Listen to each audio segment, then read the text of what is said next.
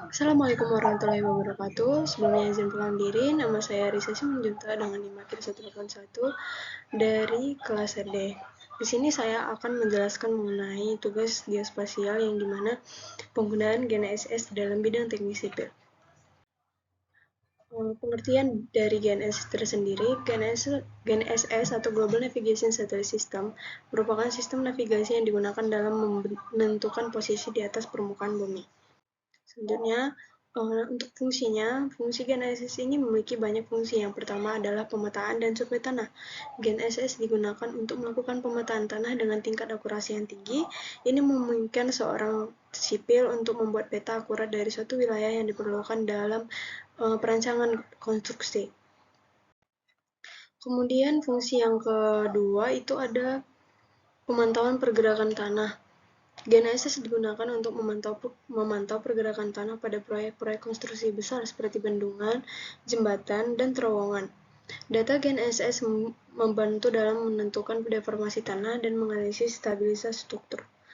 Yang ketiga adalah pemantauan struktur.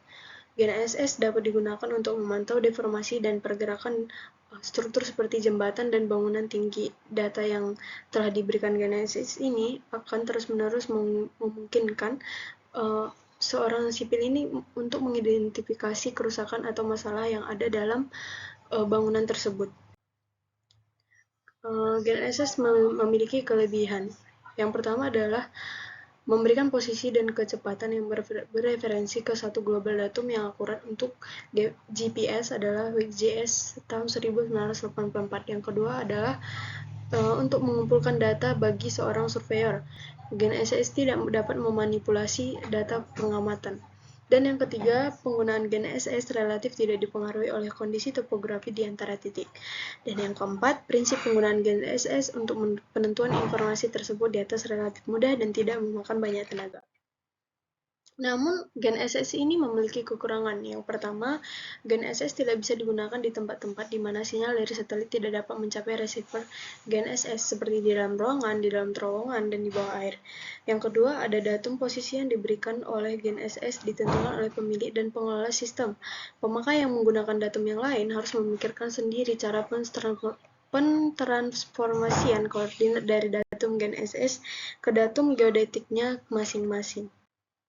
Nah, yang dapat saya simpulkan dari penjelasan yang sebelumnya yaitu penggunaan GNSS dalam teknik sipil telah mengubah cara proyek infrastruktur direncanakan, dibangun, dan dipelihara dengan akurasi dan keandalan yang tinggi.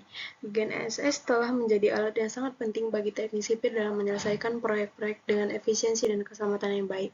Saya sedikit menambahkan mengenai penggunaan GNSS ini. Seorang teknik sipil harus memilih dan mengidentifikasi bahwasanya GNSS ini bisa memecahkan suatu masalah yang dalam bangunan atau jembatan ataupun struktur lainnya. Jadi memang GNSS ini sangat penting dalam suatu proyek yang akan dibangun oleh seorang teknik sipil. Demikian tugas saya yang bisa saya sampaikan. Lebih kurangnya saya minta maaf. Wassalamualaikum warahmatullahi wabarakatuh.